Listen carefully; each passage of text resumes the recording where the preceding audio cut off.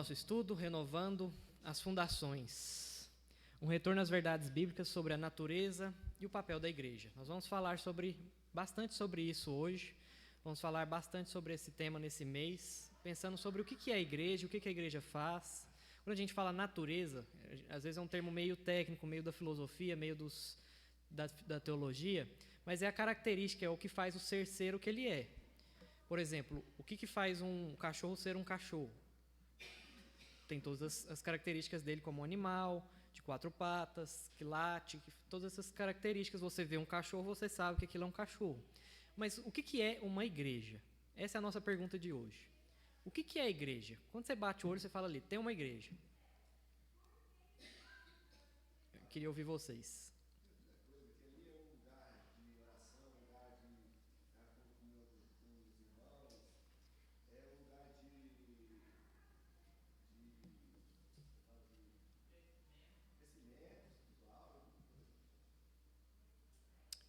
Muito bom.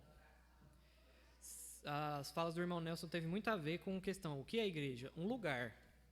Várias vezes ele falou, um lugar de, um lugar de, um lugar de. Mas a igreja é só um local? É só um lugar? Pessoas reunidas para adorar a Deus. O que mais que faz uma igreja? O que define uma igreja? Até mesmo a pessoa em si. De acordo com a palavra de Deus, quando a igreja primitiva começou, os irmãos eram unidos no partir do pão, fala lá, em aprender a palavra de Deus, não era só naquele local. Onde tinha oportunidade para eles falarem, eles estavam reunidos para cultuar a Deus, aprender do Senhor e compartilhar com os outros o que eles tinham do Senhor e também ajudar uma família. Certo. Tem então esse grupo de pessoas aí que também se ajudam, que estão reunidos. Então veja assim, a fala do irmão Nelson estava certa também, é um local. Mas também é o quê? Um grupo de pessoas. Uma família. Essa família é definida pelo quem? Quem que é o pai dela? Cristo? Deus. Pai. Deus o Pai. Cristo é o quê? Filho. E é por meio dele que nós o quê? Como é que é? Não entendi. Chegamos ao Pai. Agora entendi por causa da máscara. Por meio de Cristo nós chegamos ao Pai. Ou seja, por meio de Cristo nós somos feitos o quê? Filhos adotivos de Deus. Nós somos adotados. Foi o que a gente aprendeu nas aulas sobre o Evangelho. Mas a gente precisa entender um pouco mais sobre o que é a igreja. Porque muitas vezes a gente tem essas visões, essas falas estão todas corretas, só que algumas vezes a gente fica meio perdido sobre o que vem a ser uma igreja. A gente acha que onde tem ali pessoas reunidas no nome de Deus, necessariamente são igreja. Mas a gente vai aprender que não é simples assim. Não é só isso. Faz parte de um processo bem longo da história do nosso Deus. Então, por isso que, antes da gente responder o que é igreja, a gente tem que entender que o termo igreja, no século XXI, tem cada dia mais assumido uma multiplicidade de significados e ideias. Você fala igreja? Eu frequento a igreja. Às vezes, esse termo igreja nem é mais ligado tanto ao cristianismo. Não, eu sou da igreja budista. Eu sou da igreja Testemunho de Jeová. Lá em Londres tem uma igreja dos ateus. Eles se reúnem para vangloriar o fato deles não adorarem em um Deus. Tem todos os rituais e, de certa forma, é uma forma também de zombar aqueles que creem. Então, existe essa ideia hoje no século XXI. Você fala igreja, qualquer coisa, às vezes, que põe na fachada é uma igreja. Mas a Bíblia é mais profunda, até porque o termo igreja, como a gente tem, ele não aparece na Bíblia, no original. A gente vai ver por quê. Por vezes, definimos igrejas por suas estruturas organizacionais ou locais de encontro. Foi o que o irmão Nelson falou, é um lugar de fazer várias coisas. Ou então, igreja é a Igreja Presbiteriana do Brasil, igreja é a Igreja Batista do Brasil, Assembleia de Deus, Igreja Quadrangular, Igreja Universal. A gente define igreja com base o quê? Na denominação, com base na nomenclatura apenas. Isso é uma igreja. Diga, irmã Marta. Qual que é a igreja do nosso Senhor Jesus Cristo? Tá bom, esse é o objetivo da aula. Esse é o objetivo da aula. Se não responder, você volta essa pergunta. Qual que é a igreja do nosso Senhor Jesus Cristo? Outra forma de definir igreja é pelo ajuntamento de pessoas com propósito religioso. No século XXI também, basta você falar que está tendo um propósito de religioso, você é o quê? Uma igreja, templos religiosos. Até a nossa Constituição dá essa base também. Mas igreja é mais do que isso. Não estou falando que isso aqui está errado, ser um local de todas essas coisas. Ela é mais. Ela é mais o seu significado é mais profundo. E para a gente entender o significado, veja, a expressão e a ideia do que vem a ser igreja tem sido moldada e definidos por moldes que não necessariamente são baseadas na Escritura. Muitas vezes, para a gente definir uma coisa, a gente tem que fazer o quê? Moldar. Você quer definir uma imagem. Você não pode deixar essa imagem abrangente. Você faz o quê? Uma moldura. Tem um quadro, você faz o quê? Uma pintura e você coloca o quê? Uma moldura para deixar o quê? Definido aquele quadro. Então, a gente precisa colocar no molde certo essa pergunta. O que é a igreja? E o molde certo é qual? A palavra de Deus, a Escritura, a Bíblia.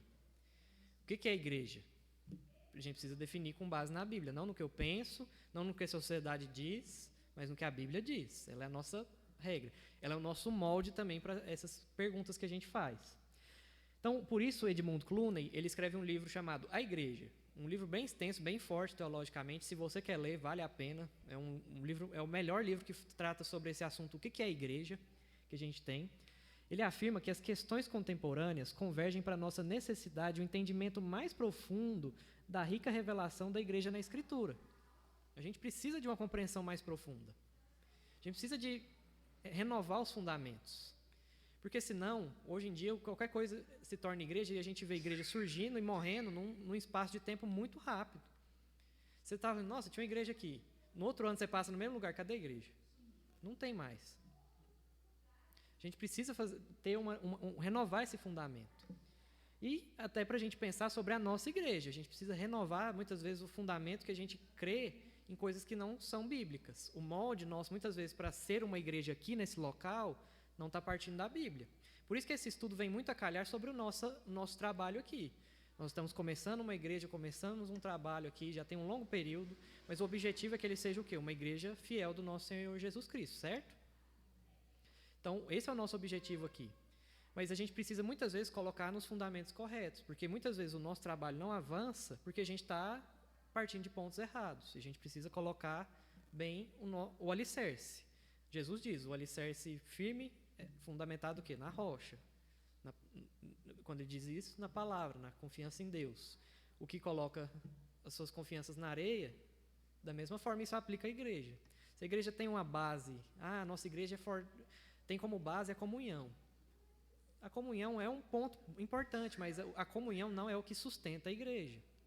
A gente vai ver o que sustenta a igreja. Então, é diante dessa multiplicidade, ou seja, desses muitos significados, que nós precisamos fazer o quê? Um retorno bíblico e teológico da natureza da igreja, buscando compreender o seu significado na Escritura. A gente precisa ir lá. O que a irmã citou lá, a comunidade primitiva, os primeiros apóstolos? O que eles faziam? O que a Bíblia diz sobre a igreja? E para a gente, então, voltar, a gente tem uma outra pergunta para fazer. Quando surge a igreja? Diga. Uhum.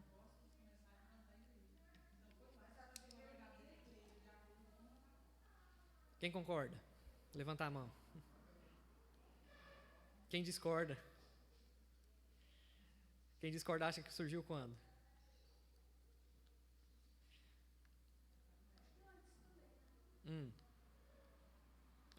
Antes quando?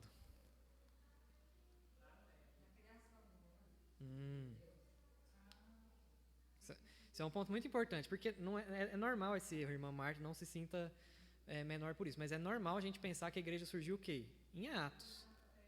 E aí se a gente tem essa ideia de que a igreja surgiu em Atos, no período apostólico ali, logo depois de Jesus ter sido levado aos céus e o Espírito Santo ter descido, a gente tem um problema. Uai, e o povo do passado?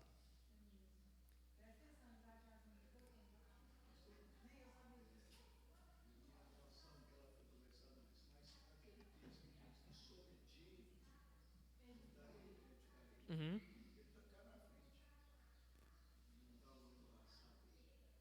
A gente vai chegar nesse ponto aí. A gente vai chegar no ponto de Pedro aí. Vamos lá. Quando surge a igreja? Após a queda do homem em Gênesis 3. Por quê? Se observa a ação de Deus de promover o quê? A semente da mulher. Logo lá em Gênesis, tem uma semente da serpente e a semente da mulher. Se você observa lá, tem duas coisas diferentes ali. Da sua semente vai sair o quê? Alguém que vai esmagar a semente de quem? Da serpente. Duas sementes separadas.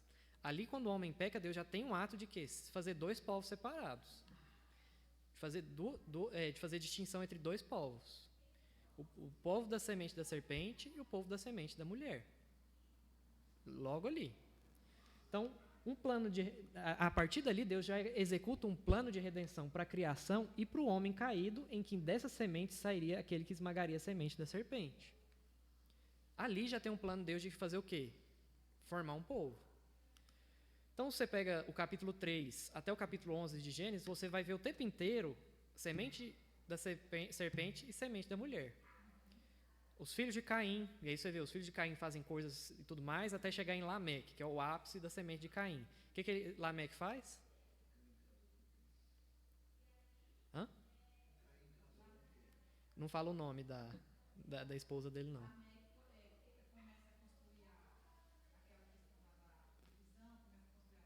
Não, Lameque é o que pisou no calcanhar e ele matou. O outro esbarrou e ele matou. O ápice da semente de Caim, que é a semente da serpente, já sendo indicada a nós, é o quê? Lameque. Aquele pela qual matava por qualquer motivo. Mostrando a maldade. Aí uma outra semente, a semente de Sete, surge ali também junto. E ali fala que a partir de Enos começou-se a invocar o nome do Senhor. A partir dali tem um grupo que já está o quê? Voltado à invocação a Deus. E, paralelamente, se a gente conta as gerações, Enoque está na mesma posição que Lameque. E Enoque foi o quê? O homem que andou com Deus e foi levado aos céus. Uma semente o quê? Diferente. Acontece isso de Gênesis 3 a 11. Deus também devasta a semente da mulher lá em Noé e separa um povo novamente. É o tempo inteiro Deus separando um povo para ele. E aí a gente já começa a entender um pouco do que é a natureza da igreja. É um povo o quê? Separado. A igreja é um povo separado. A partir do capítulo 12, não é mais só ali pessoas individuais, mas começa a tomar uma identidade o quê? De uma linhagem. De uma etnia. A partir de quem? Quem que está no capítulo 12? Abra sua Bíblia em Gênesis e vai folheando aí, para você não se perder. Gênesis 12. Quem está lá? Abraão. Abraão é o quê? O homem que Deus escolheu para formar quem?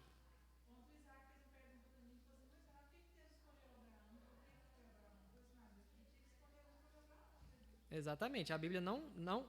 Isso é um ponto importante dessa pergunta, porque uma vez vendo a novela da Record, eles gastaram não sei quantos capítulos e um tempão lá falando de Abraão.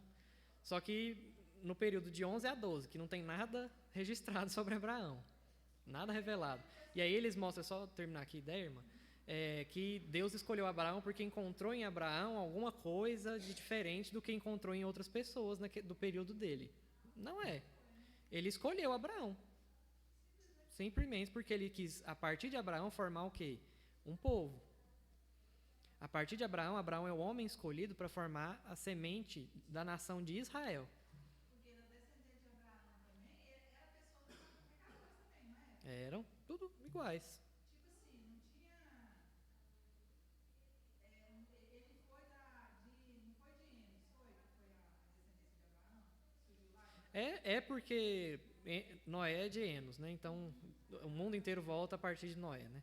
Então, ele tem essa ligação, mas a partir de Noé também, de novo, começa a separação. O ápice é a Torre de Babel. Então, o povo quis ser igual a Deus. Desconfiava de Deus. Então, esse é um ponto importante. O capítulo 12, a gente tem a ação de Deus em separar novamente uma linhagem, a partir de Abraão. E aí, se você ler o capítulo 12, vai ver, de ti será frutífera descendência, de muitas nações sairão de ti. E, a partir disso, surge uma linhagem. Até mesmo dentro da semente de Abraão tem uma que é rejeitada. Quem foi?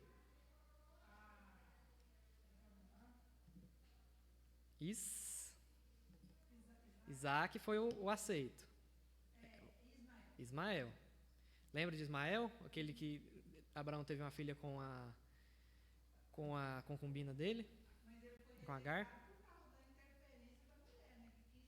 Não, por causa da promessa de Deus, principalmente ali. Por causa da promessa de Deus de justamente querer separar a partir da esposa legítima dele. Foi permissão de Deus. Deus ainda deu graça de que Abraão tivesse uma outra linhagem abrangente. Mas a linhagem escolhida é a linhagem de Israel. A partir então de Abraão, a gente vê Isaac, Jacó. Jacó tem 12 filhos e 12 filhos se multiplicam até se tornar uma nação gigantesca que está presa no Egito. Essa nação gigantesca que está presa no Egito, depois de 400 anos, Deus o quê? Olha para ela e resgata. E aí a gente tem um outro momento, que dentro disso forma-se o Israel. E é o povo separado por Deus para ser luz entre as nações. O propósito da descendência de Abraão é o quê? Para que esse povo fosse o quê? Luz entre as nações.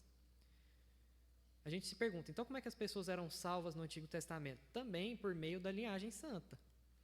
Mas olhar para Israel era olhar que o quê? Deus está executando um plano de redenção. E a gente vê pessoas que não eram de Israel que entram. O símbolo mais forte disso é Raabe. Raabe não só era de fora, como ela entra na linhagem do Messias. Na linhagem do Messias de Deus. Só que há uma diferença também a gente fazer, porque isso aqui é um problema muito grande, eu sei que muitos têm essa dificuldade, e eu vou passar por cima, e a gente pode trabalhar isso em outro momento.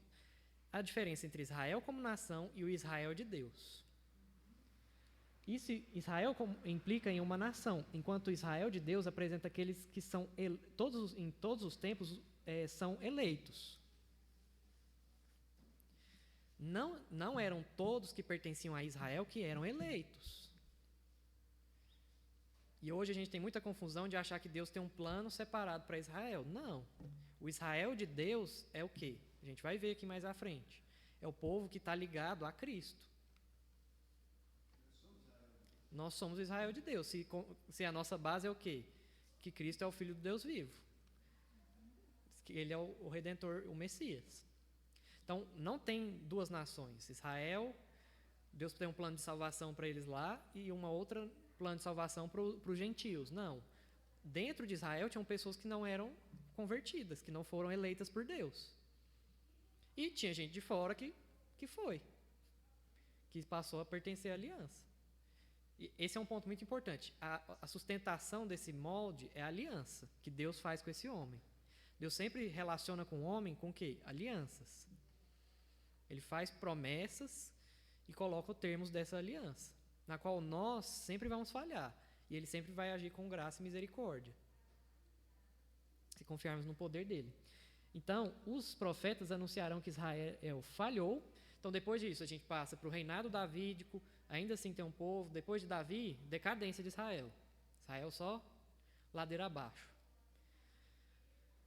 A partir disso, a gente tem os profetas. Vocês estão rejeitando a Deus, vocês não estão obedecendo, vocês não estão cumprindo os termos da aliança. E aí, chega ao ápice de o povo ser o quê? Disperso pelos impérios. Então, Israel, quando foi formado ali, fracassou. Não deu certo. Não cumpriu o plano. Mas os profetas também apontavam que o quê? Iria vir o verdadeiro Israel. E quem que era esse verdadeiro Israel? Jesus Cristo.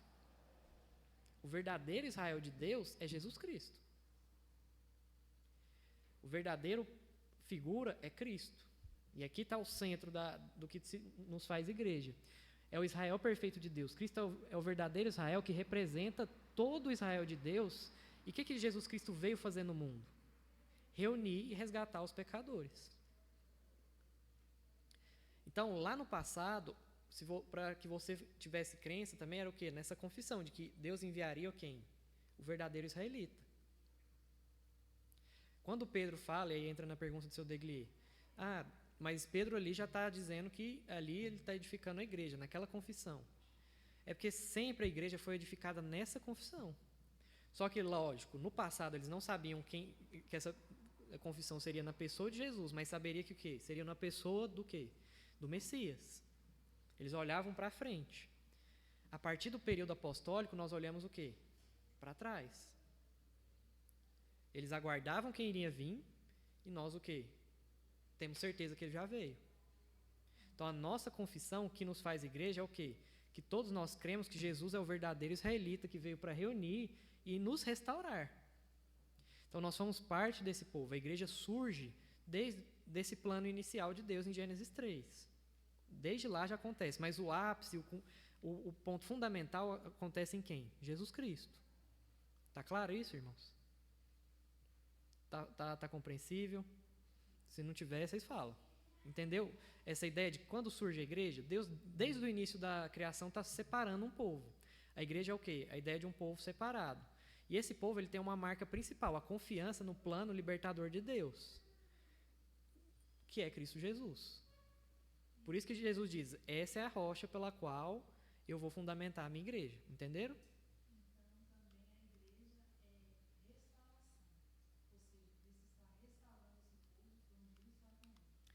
Então, Cristo não...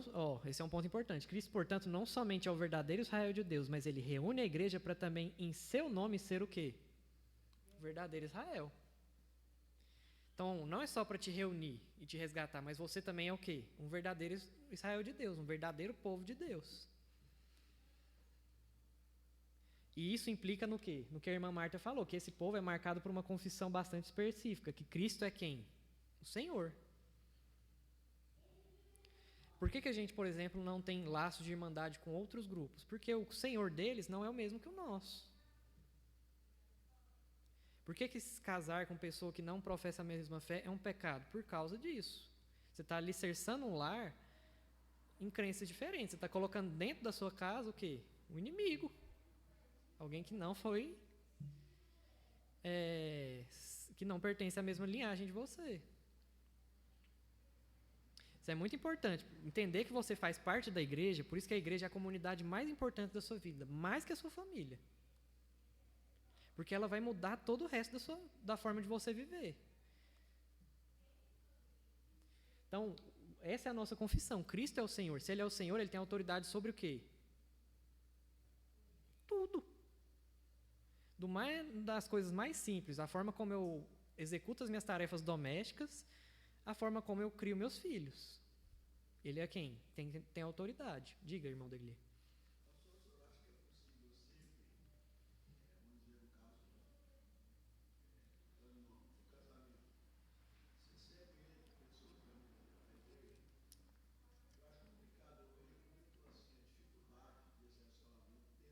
Uhum.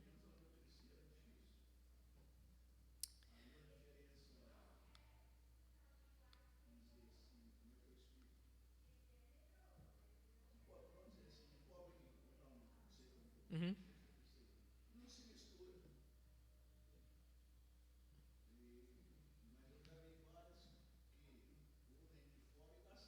Uhum.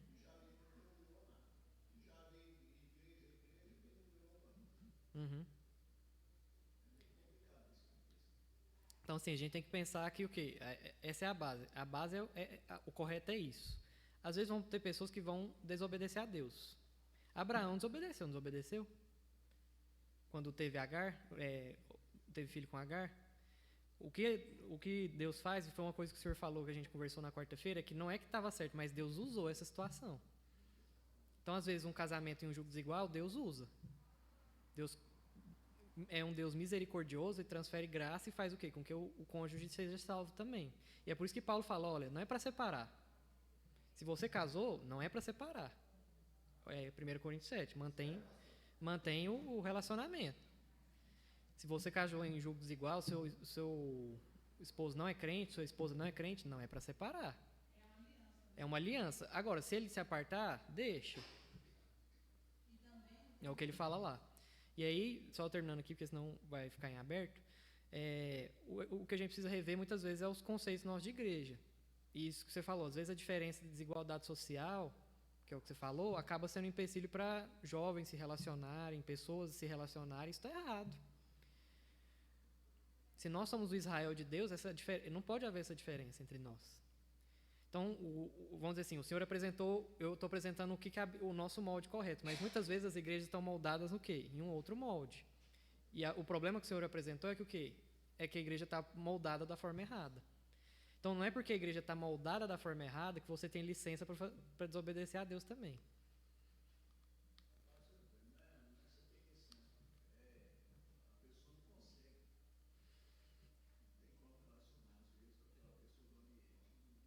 E aí é um exercício de fé. É um exercício de fé de que Deus vai mandar a pessoa em algum momento na sua história para você se reunir com ela. Esse que é o problema. A gente sempre quer achar atalhos para o quê? Cumprir a promessa de Deus. Era o que Abraão faz. E é uma característica marcante do povo de Deus. Sempre ele quer achar atalhos para cumprir a promessa de Deus. Mas Deus ele tem um momento certo.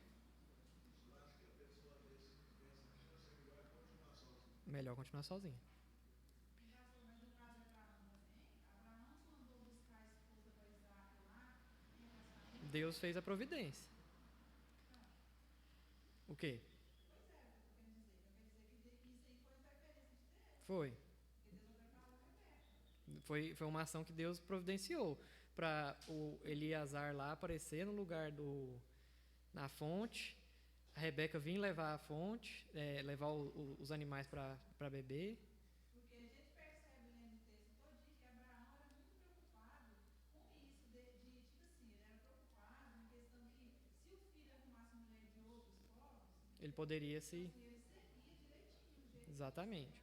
Então, sempre o povo de Deus é marcado por essa identidade. Isso é muito importante a gente entender. A nossa identidade começa aqui nessa confissão. Jesus Cristo é o Senhor. Isso tudo a gente está falando como a igreja se aplica no nosso casamento. Como a gente vai escolher pessoas. Isso é muito importante a gente ter essa ideia. Após a ascensão de Cristo, então Deus enviou quem? O Espírito Santo. Para, através da igreja, continuar realizando sua missão de reunir e restaurar o Israel de Deus. Então, agora nós temos também a mesma missão de Jesus Cristo. Reunir, pregar o Evangelho, para que elas sejam restauradas. Foi o que a irmã Marta falou, a gente tem esse mesmo papel. Ser bênção entre as nações.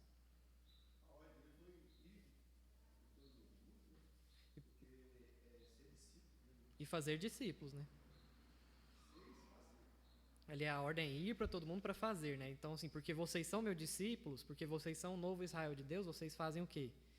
Vão pelo mundo para reunir e restaurar as pessoas. Então, o povo de Deus, reivindicado por Cristo no sangue da nova aliança, tornou-se a comunhão do Espírito enquanto espera a volta do seu Senhor. A gente vem aqui no culto e se reúne semanalmente para a gente se lembrar que o quê? A gente está aguardando quem? A volta de Cristo. Então, a igreja agora é até a segunda vinda, é a habitação do Espírito Santo. Outra compreensão errada, você não é a habitação do Espírito Santo sozinho. Eu sou a igreja. Não gosto muito dessa ideia, porque dá uma ideia muito individualista. Se eu sou igreja, eu posso adorar em qualquer lugar. Você é um sacerdote. Isso você pode dizer. Eu sou um sacerdote. Nós cremos, e a igreja, a reforma protestante se pautou muito no sacerdócio universal de todos os crentes. Todo crente pode se aproximar de Deus, pode adorá-lo, pode fazer isso. Mas a habitação é sempre o quê? No povo, no coletivo. O Espírito Santo está no meio do coletivo, na reunião do povo. Ele habita em nós individualmente? Sim. Mas o que nos faz igreja, essa assembleia, e o tempo inteiro é sempre essa ideia. A palavra igreja, ela não tem origem grega. Ela tem origem latina, muito influenciada pelo período católico. Igreja significa casa, estrutura. A palavra que a Bíblia usa para definir igreja é eclésia, assembleia. No hebraico é kahal, que é o povo de Deus. Então é sempre um coletivo, igreja é coletivo. É um povo reunido. Por isso que você ficar em casa, deixar de vir à igreja, você não está junto com seus irmãos. Você não está junto com essa habitação do Espírito Santo, aguardando a volta do Senhor. Então, muitas vezes a gente tem essa compreensão errada. Você pode conversar com um crente, eu não vou na igreja, eu já sou salvo, eu já tenho o Espírito habitando em mim, não preciso disso. Está errado. Então, a igreja agora e até a segunda vinda é a habitação do Espírito Santo. É a congregação dos crentes, eleitos por Deus para serem uma nação separada, lavadas pelo sangue de Cristo, que confessam o seu nome e são habitados pelo Espírito Santo. Então, o que marca nós? Então, agora e até a segunda vinda é a habitação do Espírito Santo. É a congregação dos crentes, é a reunião dos crentes. Eleitos por Deus, o que nos marca, o que nos faz ser reunidos é a marca da eleição, para serem o quê? Uma nação separada. Por isso que a gente prega, fala, vocês não podem fazer isso, porque vocês têm uma identidade diferente. A nacionalidade de vocês não provém da mesma do mundo. Vocês não são mais da semente da serpente, são da semente da mulher. Estão entendendo essa questão? Está muito rápido? Está sendo compreensível? Então, o que é a igreja?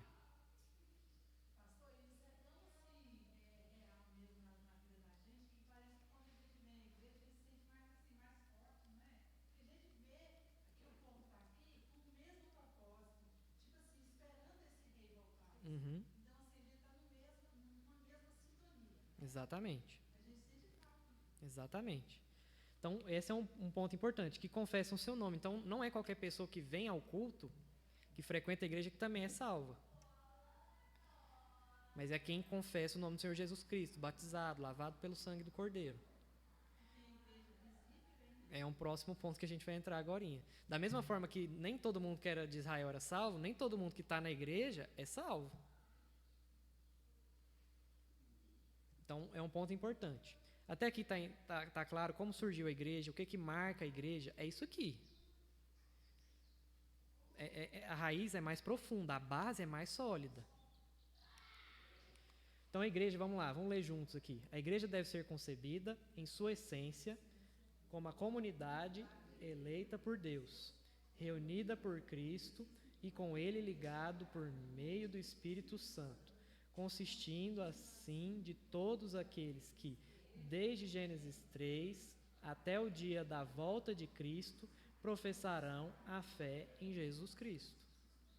Então, desde Gênesis 3 até o dia da volta de Cristo, a igreja é justamente ligada a Deus, ligada a Cristo por meio do Espírito Santo, com base nessa confissão.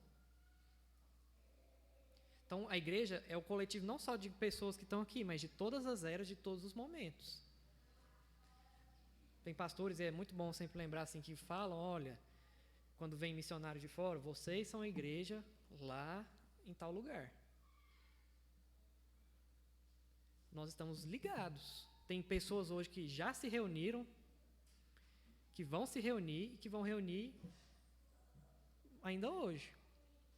Só por meio dessa comunhão do Espírito Santo. Isso é muito importante. Isso aqui é a igreja. Essa é a ideia. Tá, vou deixar aí enquanto eu vou falando. Isso marca a igreja. Esse é o corpo espiritual de Cristo. Eu fiz essa pergunta no Instagram e todo mundo respondia coisas importantes. Corpo de Cristo, filhos e filhas de Deus, agência de Deus no mundo. São todas imagens bíblicas corretas. Até mesmo dizer o lugar aonde. Só que esse lugar é o quê? Pode ser debaixo do pé de manga. Pode ser debaixo das catacumbas, que era cemitério, que foi onde os primeiros cristãos reuniram. Pode ser o povo no deserto. Essa estrutura física não caracteriza a nossa marca como igreja. Mas a gente tem essa oportunidade, vir a um local. Antigamente eram as casas das pessoas também. A igreja se reunia o quê? Em casas. Não tinha edifício para ela. Então isso é muito importante a gente entender, que o que marca a gente é que nós todos temos o mesmo DNA. Todos nós temos a mesma família. Fomos lavados pelo mesmo sangue. Cremos na mesma coisa. Pois é, você vê, desde o início o trabalho, assim, o trabalho em casas sempre marcou a vida da igreja. E o que tem acontecido cada vez mais é o quê? Menos pessoas querem abrir suas portas. Quem evangelizou sabe como é que foi aqui. Se a gente conseguia falar com a pessoa no interfone, já era um lucro. Já conseguimos muito. Porque cada vez mais a gente quer o quê? Se individualizar. Nós vivemos uma era individualista. E a igreja está sendo o quê? Contaminada nas suas raízes, nisso também. Mas beleza. A gente também, deixa eu ver quantas horas, porque senão a gente vai se estender. Vou só até aqui nesses aspectos e a gente continua depois. A igreja ela se encontra em 4 aspectos, pelo menos. visível e invisível. Vamos começar pelo invisível. Invisível é a igreja como Deus a vê. Isso é um ponto importante. Deus vê, hoje, todos aqueles que foram eleitos por Ele, que fazem parte dessa assembleia. É como Deus olha. Ele sabe quem é o povo dele e quem não é. É como Ele enxerga, faz todo parte dessa... Por isso que é invisível, porque não é visível a nós, mas é visível para quem? Para Deus. A igreja é invisível para nós. Você não sabe se o seu irmão que está aí do seu lado é salvo. Você não pode afirmar com certeza, mas Deus sabe quem é, quem consiste do povo dele. Ele também vê o que? É o quê? É a igreja de todas as eras, é o povo de Deus, os eleitos de Deus de todas as eras, desde Gênesis 3. Abraão está lá. Até a última pessoa que será nascida aí. Então Deus já sabe o coletivo dessas pessoas. Por isso que ela é invisível também. Ela é universal. A igreja ela é universal. Ela não está restrita, ela não está fechada a uma nação. Ah, só nós brasileiros temos. Os islâmicos lá, os árabes, não. Não, tem igreja árabe lá também. Ela é universal, ela não está fechada com um local. Esse coletivo de Deus que Deus sabe. Por isso que é um elemento mais abrangente. E a visível? É como o homem a vê. Quando você vê aqui, você viu, identificou, isso aqui é uma igreja. Você passa aí na rua e fala, isso aqui é uma outra igreja. É uma demonstração visível da existência da igreja invisível. A expressão desse coletivo de pessoas que foram eleitas, ela é o quê? Manifestada aqui entre nós. Nós somos essa manifestação dos eleitos de Deus. Então, esse coletivo que aparece na existência, ela é local. Ela tem um aspecto quê? De localidade. A gente não está simultaneamente aqui e na Europa. Não existe essa ideia bíblica. Nós estamos o quê? Corporalmente presentes aqui, espiritualmente presentes aqui. Mas estamos ligados também pelo mesmo Espírito, universalmente com os crentes no Japão, na Indonésia, no Iraque, nos Estados Unidos. É a manifestação visível dessa igreja de Deus. E ela sempre é avaliada de acordo com o quê? Sua confissão e sua conduta. Por que a gente pode falar, isso aqui não é uma igreja? Porque a confissão dela não é que Cristo é o Senhor. Porque a conduta dela não tem demonstrado que Cristo é o Senhor. Ela adora outro Deus, ela coloca Jesus em mais alguma coisa.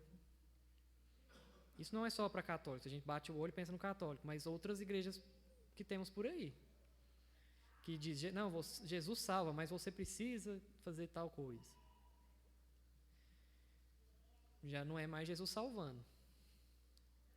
Então, como a gente consegue dizer isso é uma igreja e isso não? A Igreja Presbiteriana do Brasil se reúne em concílio e diz Igreja Universal do Reino de Deus, Igreja Mundial do Reino de Deus, Igreja Internacional da Graça do Reino de Deus. Então é interessante, é mundial, internacional e universal. Todos que são expressões até bíblicas, né, do que é igreja. Não são igrejas porque a sua confissão não crê no que a Sagrada Escritura diz. E veja que não foi uma decisão de um líder. Não foi o Augusto Nicodemos que se decretou isso. Não foi o Hernandes Dias Lopes. Foi um concílio de pessoas que Deus colocou para fazer esse governo, essa administração. Tirar de perto o falso ensino. Por isso que a igreja não tem só essas características de visível e invisível. Ela também é orgânica e institucional. O que isso quer dizer? Que ela tem organizações e autoridades, quando diz instituição. A igreja ela é uma instituição também. Ela tem formas de ser organizada. Tem oficiais. Qual que é a forma dela ter as suas autoridades estabelecidas? Os oficiais. Quais são os 2 oficiais que temos na Bíblia? Só tem 2. Não, no Novo Testamento. Bispo, que é o presbítero, e o diácono. São os oficiais da igreja. E aí a gente pode depois pensar, mas foram sempre instituídos para serem liderados por homens. Então, o presbiterato e o diaconato. São os dois cargos oficiais da igreja, não tem mais outro que a Bíblia apresenta. A presidente da SAF, ela não é uma oficial da igreja. Ela é uma irmã que presta serviço. Isso não quer dizer que só os oficiais servem. Pelo contrário, mas eles têm o quê? Autoridade. O pastor, ele não é mais importante que um presbítero. O presbítero não é mais importante que um pastor. Eles são os dois presbíteros, só que um é dedicado para ensinar, e aí a gente chama eles de pastores, né? E outros também auxiliam na regência. Então, a gente tem presbítero docente, o que ensina, e o presbítero regente, que ajuda no governo da igreja do Senhor Jesus Cristo. Por isso que a igreja presbiteriana é o quê? Presbiteriana. O governo dela é de quê? Presbíteros. Isso está desde a Escritura. Paulo fala, olha, Tito, é para você organizar a igreja lá, fazendo o quê? Instituindo presbíteros. Se você pode olhar, Tito capítulo 1, é para instituir presbíteros, lideranças aí. Não aparece esse termo biblicamente, ele não aparece. E também não é dado a nenhuma outra pessoa. E tem características. O presbítero tem que ser o quê? Tem as características para ele. E são várias ali também. Então, esse é um papel. A igreja, por que falar disso aqui? Por que a gente tem que falar que ela é uma instituição também? Porque hoje em dia tem essa ideia de, e muito promovida pelos desigrejados. A igreja é um corpo, não precisa de autoridade. Uma que está muito forte mesmo, que até a gente entende hoje como uma seita, é a Congregação Cristã do Brasil. Eles não têm pastores, não têm liderança. Ela não tem aspectos institucionais. O fato de a gente ter um culto e ter a pregação como centro é um aspecto o quê? Institucional. Por isso que Deus, então, que a igreja ela funciona através dos ofícios, mas ela também o quê? Executa os meios de graça de Deus. Então a gente tem que administrar a Santa Ceia. Não é qualquer pessoa que bebe, não é de qualquer forma que a gente faz. Então, toda essa organização que foi dada por quem? Por Deus. Para que a gente tenha um corpo o quê? Organizado. Mas também ela é um corpo. Então, ela funciona como um corpo. Se você, por exemplo, arranca um dedo da mão, qualquer que seja, sua mão funciona normal? Mesma coisa, quando uma pessoa sai do corpo de Jesus Cristo, ele é amputado. Então, você funciona como um corpo. Mas eu não estou na frente, eu não estou ministrando louvor, eu não estou fazendo isso, eu não estou fazendo aquilo. Mas você faz parte do corpo. Se o seu corpo, o seu pé está ruim, você não consegue andar. Você já fica meio manquitolando. Se seu dedo está ruim, você já fica incomodado. Então, da mesma forma, todos nós precisamos estar adequadamente dentro desse corpo. Lembrando sempre que quem é o cabeça desse corpo? Jesus Cristo. Então, funciona através de dons que Deus concede a cada membro. Quando a gente está reunido, Deus tem dons espirituais dados a cada um também. Nem sempre esse dom espiritual é também aplicado no culto, mas às vezes você está conversando com o irmão aqui, ele para e ora por você. Ele para e te consola. Ela recebe o poder vital do Espírito Santo. A gente vai aprender um pouco mais detalhado isso também nos nossos estudos. Então é isso. A gente vai falar disso na semana que vem, a gente volta nesse ponto, porque senão a aula se estende muito. Mas isso é muito importante para a gente compreender. O que é a igreja? É isso. Quais são as marcas dela? Ela se manifesta de forma visível, invisível, orgânica e institucional. Quando Israel estava lá no Monte Sinai, era a manifestação visível da igreja de Deus ali. Quando Lutero faz a reforma protestante, lá em 1517, era uma manifestação da igreja visível ali. Quando a igreja católica dominava, ainda assim também era uma manifestação da igreja visível.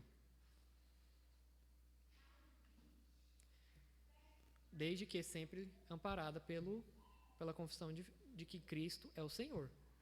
O único que tem autoridade sobre a igreja. E se você vem aqui e professa Jesus Cristo é o Senhor, canta que é o teu povo aqui presente, todos em uma só voz declarando que só tu és santo, você está afirmando isso ao mundo. Quem tem autoridade sobre a sua vida é isso. E a igreja é o ponto principal aqui. É a comunidade mais importante do mundo? A gente pode pensar sobre isso. Mas é a comunidade onde você sempre está tendo informações para lidar com as outras. Por exemplo, seus filhos vão para a escola. Eles vão para a escola. A igreja não vai assumir a função de educar eles nas questões que a gente precisa educar. Mas eles vêm aqui para o quê? Receber instruções para ver se o ensino que estão recebendo são adequados. Você pertence a uma família. Sua família sempre vem à igreja e volta. É uma parte desse mecanismo que Deus faz de esferas para que nós sejamos o quê? Alimentados adequadamente, tratados adequadamente. Então é isso. Alguém tem alguma dúvida? Ficou claro? Ficou muito carregado?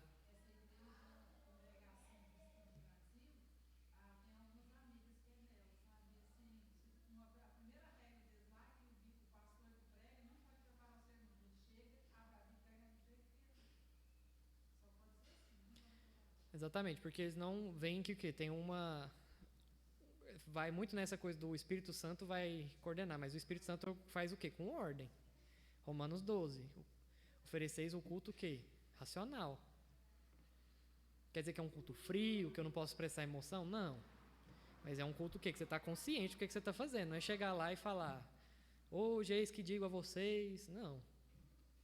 Quando eu venho aqui à frente, quando qualquer pastor sobe à frente, ele tem o quê? O ofício. Importante. Ele tem o papel de transmitir a mensagem que não é dele. É a mensagem da palavra de Deus. Ele é um arauto, um mensageiro, que transfere uma mensagem que não é dele, a mensagem do nosso Senhor Jesus Cristo. Então, esses são aspectos que muitas vezes a gente vai vendo por que algumas igrejas vão perdendo o ponto central. Porque se distanciam daquilo que a palavra de Deus diz sobre o que ela é. Então, a gente precisa começar o nosso trabalho, pensar que o nosso trabalho é a partir dessa origem. O nosso ponto central é que Cristo é o Senhor. Nós somos o povo de Deus de todas as eras. E a gente tem que ter a característica desse povo. É o que eu ia falar no próximo ponto, mas já estamos avançados em horário aqui. A gente deixa para a semana que vem, a gente vai falar também na semana que vem. Eu quero que vocês pensem sobre isso. Qual que é a missão da igreja, então? O que a igreja faz? Qual que é o objetivo da igreja? O que a igreja tem que fazer? O que essa igreja que está aqui tem que fazer? Mas aqui tem umas aplicações que eu queria que a gente fizesse. Primeiro, que fazer parte de uma igreja não é qualquer coisa. Pertencer como membro de uma igreja é pertencer em uma manifestação visível da obra redentora de Deus. É você pertencer a algo que Deus está fazendo desde a eternidade. Separação de um povo que se reúne para adorá-lo, para bendizê-lo. A Igreja Presbiteriana Vida Nova precisa entender que o que a faz igreja é o fato de ser a comunidade eleita por Deus, reunida por Cristo e com Ele ligada por meio do Espírito Santo, tendo como seus membros aqueles que em todas as épocas creem em Jesus Cristo. Isso aqui é um ponto muito importante. O que nos faz ser a Igreja Presbiteriana Vida Nova? É isso. E aí a gente vai ver esses outros pontos aqui, que é o da semana que vem, que a gente tem que apresentar unidade, catolicidade, a gente vai entender melhor isso, santidade e apostolicidade. Mas isso é para a gente levar em prática mesmo, em todas as coisas da nossa vida. Por isso que a gente sai para chamar as pessoas para vir à igreja. Por isso que a gente está fazendo todo um esforço aqui no bairro, na região, para a proclamação do Evangelho. A gente fala mais sobre isso na próxima semana. Vamos orar? Senhor Deus eterno Pai, nós te agradecemos, ó Deus, pela tua misericórdia, pela tua graça, desde a eternidade, desde a manifestação visível da história, o Senhor está separando um povo para ti, para bendizer, para louvá-lo, para cumprir o plano principal do Senhor, que é adorá-lo. Nós te agradecemos porque o Senhor olhou com graça para esses irmãos que aqui hoje fazem parte da manifestação visível da igreja do Senhor, Pai.